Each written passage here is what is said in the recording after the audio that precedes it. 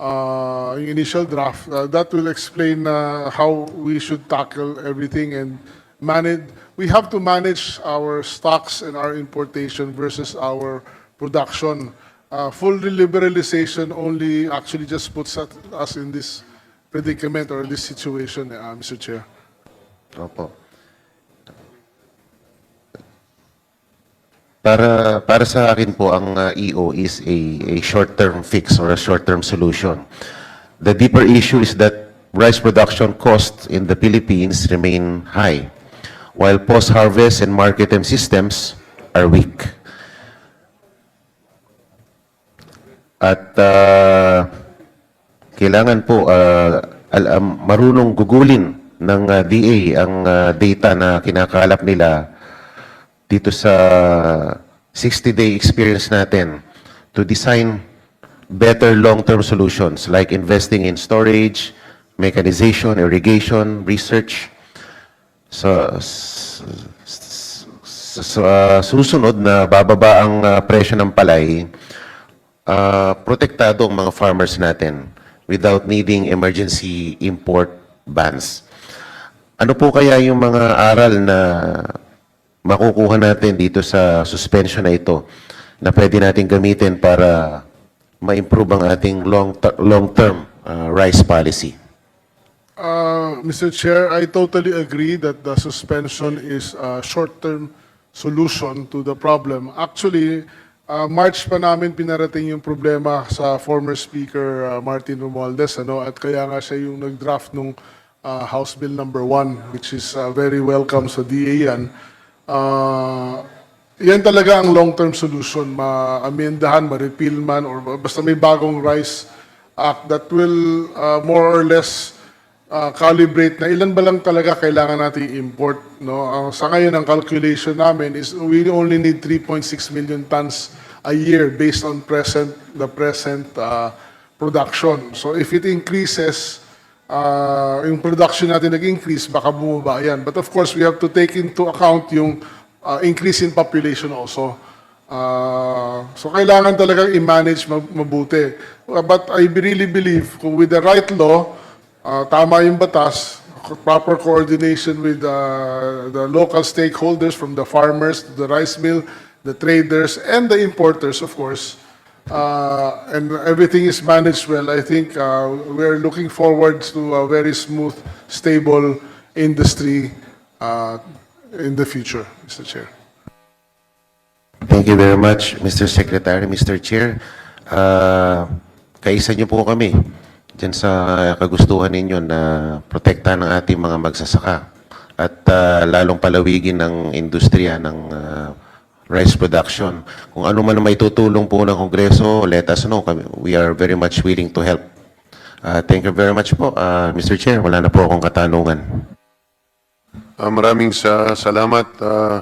Mula naman sa majority, ang susunod na magtatanong po sa atin ay our representative from FPJ Panday Bayanihan. Wala po yung representative. Brian po. Maraming salamat po, Mr. Chair. Mr. Chair, I just want to ask a few questions about yung mga challenges po na na-present earlier dun sa presentation po ng Department of Agriculture. Siyempre, yung pinag-uusapan natin dito is the suspension, but we also want to continue looking into the long-term solutions, lalo na nasa budget season po tayo, at meron tayong mga relevant amendments dito sa lower house that directly address the challenges and concerns of the Department of Agriculture. So simula po tayo dito, dalawa yung nakalista dito sa presentation natin. One is the NFA capacity and constraints, and the second is weather-related impacts. Dito sa capacity constraints, we discussed earlier, yung 64 warehouses na kailangan po natin. Saan po yung location ng 64 warehouses na kailangan natin rentahan? Mr. Chair, I would refer to NFA, but of course, pinaka-priority dyan, from what I understand, sa Mindoro, of course, Isabela at Nueva Ecija. Among others. Let me turn over to Admin Lacson. Thank you, Mr. Chair. Ang mga location po nito ay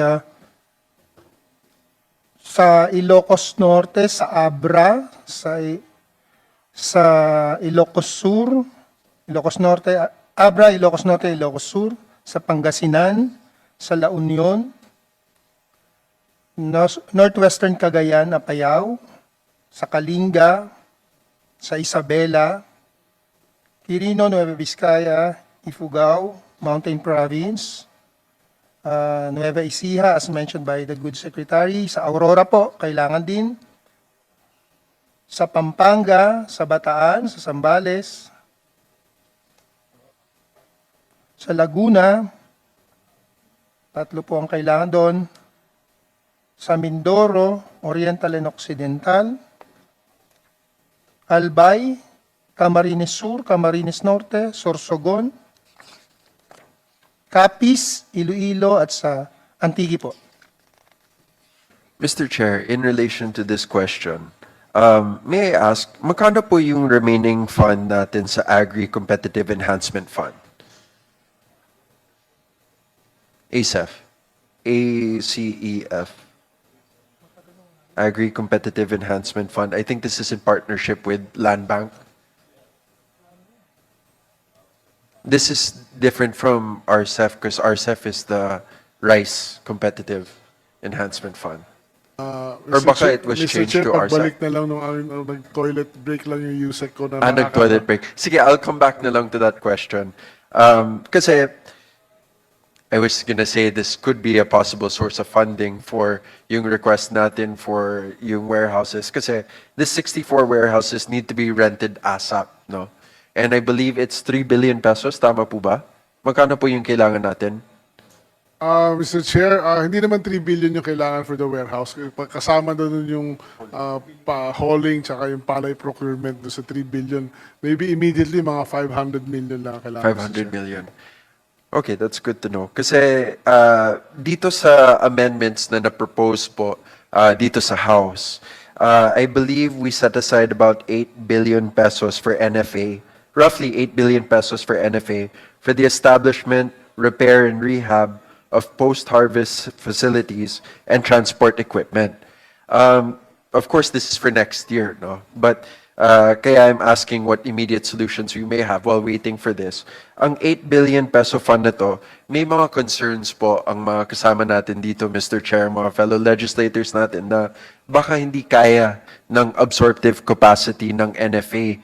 Kahit bigyan natin yung 8 billion, baka hindi kaya i-construct yung mga kailangan natin na post-harvest facilities. Is there anything that NFA would like to say regarding this concern? Thank you, Mr. Chair. Yun pong 8 point something billion. na po, 8.7 more or less, roughly. 6.9, 8.69. For next year, ang concentration po niyan, 3 billion para po sa puro dryers na po ito. Meron ng paglalagyan, so ang procurement po nito mas mabilis since equipment naman ito locally available. But some will be imported. The rest po ay mga sasakyan, truck. No? Roughly 200 trucks yan, so madali rin pong i-procure yan para po magamit naman sa pag-haul ng ating mga palay, ng ating mga magsasaka. Meron po dyan mga construction, but since we started the construction this year, meron na po tayong mga plano and all, mas madali na siyang i-bid out ngayon. Opo. So, tingin po namin, lalo na kung makapag-early process ng procurement this December, tingin ko kakayanin naman po. Pero we must admit, it's a challenge. It's a challenge. Hindi po ganun karami ang tao natin. Basta sir, Mr. Chair, you heard kakayanin, no? Kung sakali magkaroon po tayo, kung nag-survive po ang amendment na to at magkaroon po kayo ng additional na 8 billion, kakayanin po ng Department of Agriculture and NFA to implement these projects. Because this directly addresses your ongoing next steps of 1, logistical assistance, and 2, yung drying and storage facilities na requested by DA. So I assume I can get the commitment and support of the DA and NFA to help us champion this throughout the budget process into the deliberations which will take place also in the Senate. No? So moving on to the next question regarding weather-related impacts. Earlier it was stated by the our Honorable Speaker of the House that he wants to look into more of our crop insurance. At dito po sa amendments na na-propose ng lower house, there's an additional 1 billion pesos in funding for crop insurance. Sapat po ba ito? Or magkano po ang talagang kailangan natin para sa crop insurance program natin, Mr. Chair? Mr. Chair, technically, kulang na kulang yan. Yung 1 bill, sa ngayon kasi, ang nabibigay lang natin ng insurance coverage sa ating mga farmers is up to 20,000 pesos, while their cost is 60,000. So, and then ang nabibigay lang natin is less than, kung nako-cover lang natin is 2 million farmers out of at least 4 million sana. So, technically, 1 million more, of course, will help a lot. Pero kung ang kailangan natin siguro at least 8 A total of 8, so additional 4. No, para mas maraming ma-cover at mas mapataas yung coverage na sinasabi, Mr. Chair. So, Mr. Chair, an additional 4 billion po ang kailangan natin, if ever, for the crop insurance program. Aside from that, meron tayong, if I'm not mistaken, kasi pag pinag-uusapan natin ng loan programs, ito din ang isang hadlang para sa mga farmers po natin. Yung mga iba have to borrow from unfair sources, no? And baon na sila sa utang. Meron isang magandang programa ang DA, ito yung Sikat Saka program. Magkano po yung pondo na meron tayo dito?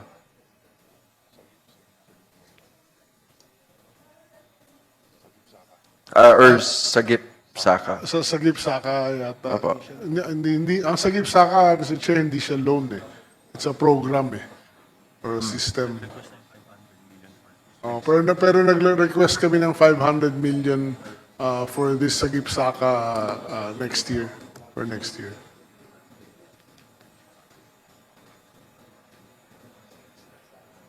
So there is a Sikat Saka program. Yung Sikat Saka na yun, ano yan, nasa land bank ko yan, Mr. Chair. Sa land bank. Ang bagong pangalan yan is Agrisenso. Yes, Mr. Chair. Ang complaint kasi ng mga iba, masyadong strict po at mahirap po ang application process para dito. I'm sure yung mga ibang kasama natin, representatives from the agri-sector can speak to it.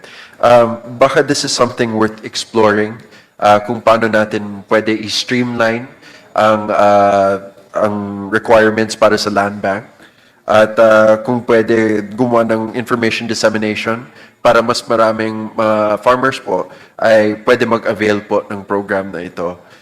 Just suggestions po in how we can address long-term farming issues and access to capital. But on my last point, I wanted to ask about the long-term support and training programs for future generations of rice farmers. Kasi as of now, pinag-uusapan natin yung immediate concerns. The average age of farmers is increasing year on year. I think we're closing in on average age being 60. Ano yung susunod na mga programa natin for the next generation of farmers? Ang pinaka-importante, Mr. Chair, para sa akin, in my personal view, and in general, DA view, is ang pinaka-importante to be able to train is yung clustering and co-op. And yung pagbaba ng extension workers back to the municipal or farm level. Kasi dun pa lang, kung meron tayong extension workers sa bawat, sabihin nating 50 hectares or 75 hectares na farmland, so parang one extension worker for, assuming one farmer, 1 hectare for every 50 farmers, then yung pangangailangan nila o yung kakulangan nila ma-identify na maigi, and then we can focus. Yun nga, hindi one size fits all Parang makaka-focus tayo kung ano yung pagkukulang o kulang sa kaalaman ng bawat different communities or different areas Then it gives us more direct contact with our constituents, and pati yung lahat ng nalalaman namin mas mabilis Hindi kagaya ngayon may disconnect talaga Mr. Chair. Thank you, Mr. Secretary. Mr. Chair, if I may ask, if I may return to the earlier question about the agri competitive